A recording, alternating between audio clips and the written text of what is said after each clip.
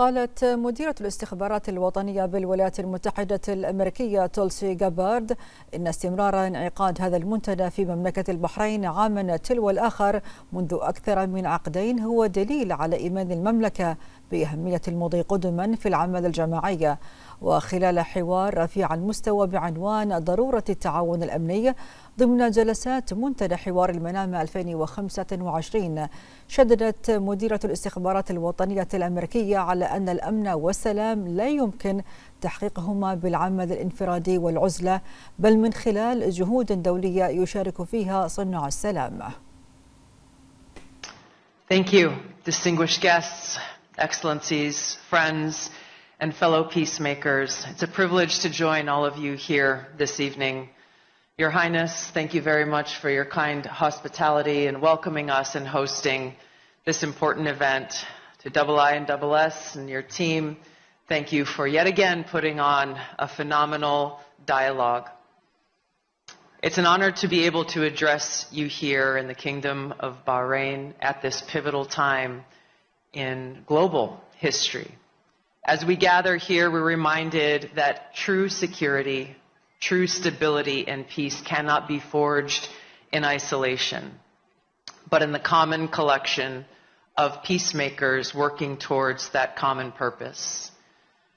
Today, I want to speak plainly for myself as a veteran and a soldier who has seen firsthand the high cost of war.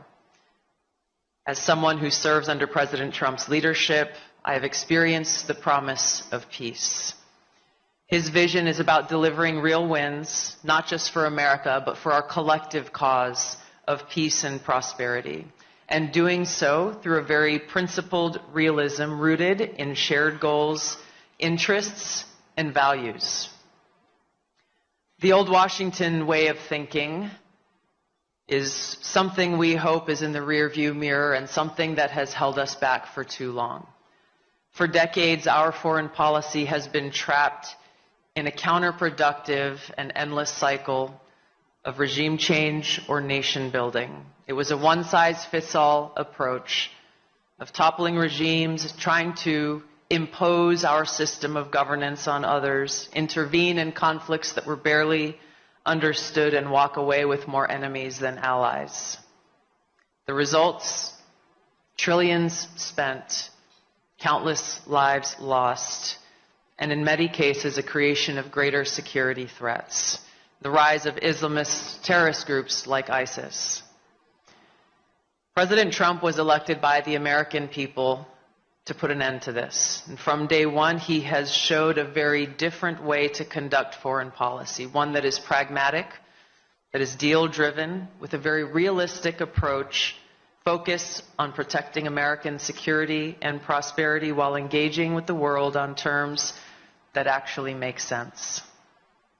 During his first term, the president brokered the Abraham Accords, this historic pact between Israel, the UAE, Bahrain, Morocco, and Sudan that came from staying laser-like focused on shared interests, economic prosperity, counterterrorism, technological innovation.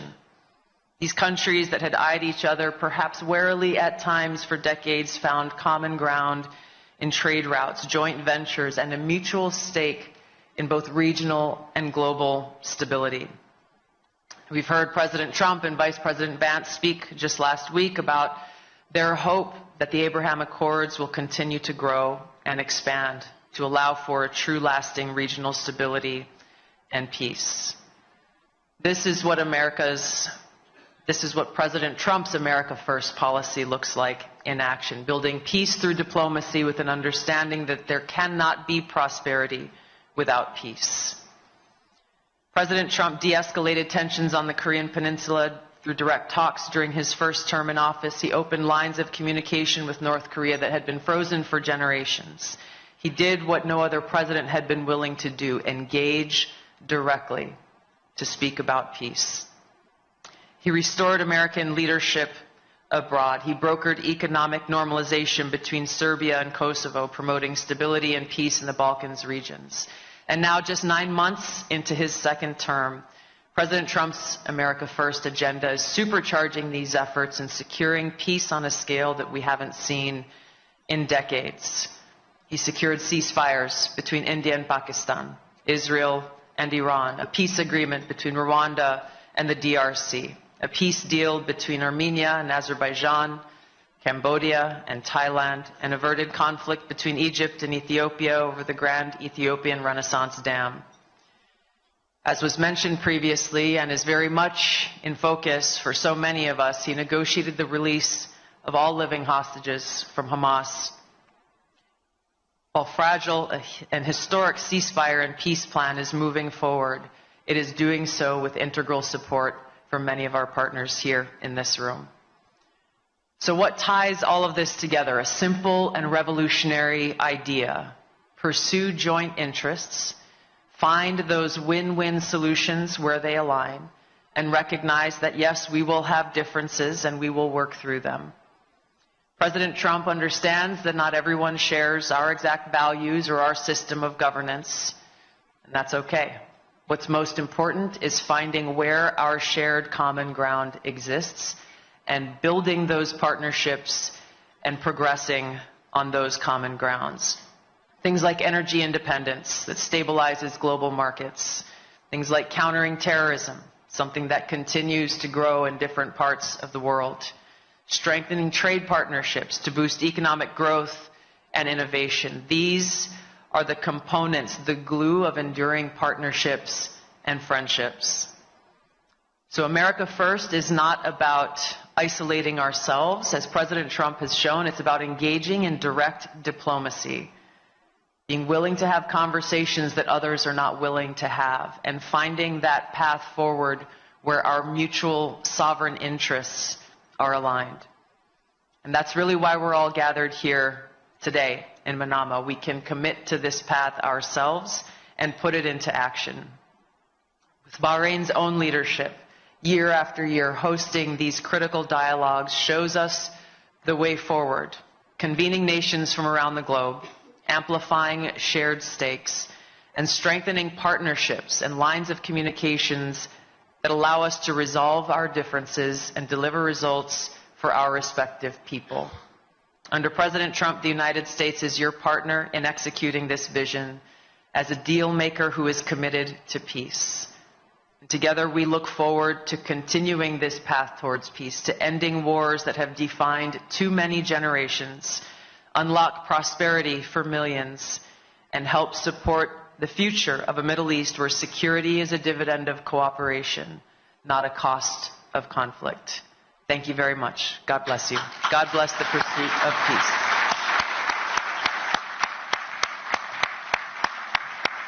Thank you very much, Director Gabbard. You spoke about peace through diplomacy also in the service of prosperity, and maybe that's a good way to lead into our conversation now, for which we have about 15 minutes or so.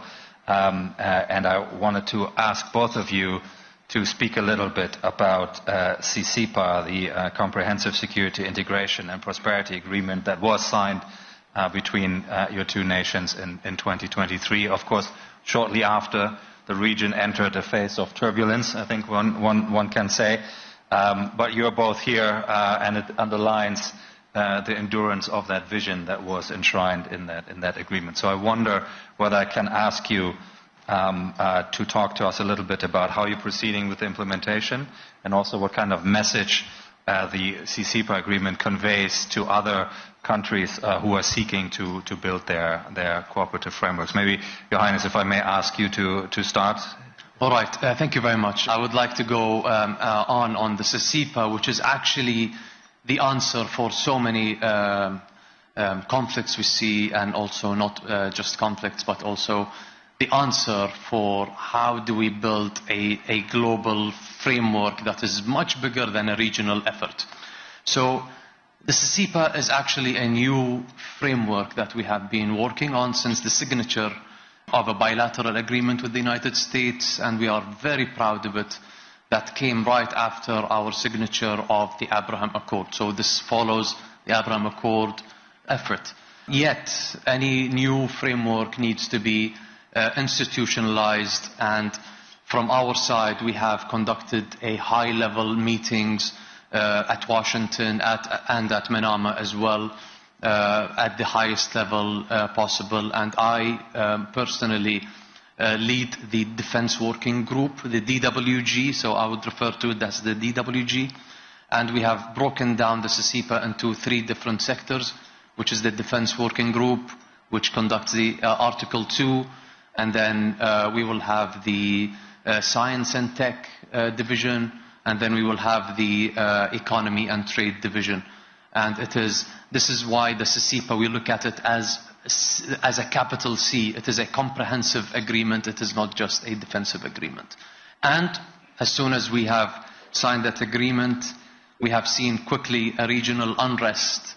And that means it's not just a commitment from the United States, but also it's a commitment from Bahrain, where we have immediately joined the Operation Prosperity Guardian. And we are there with you and will always be with the United States.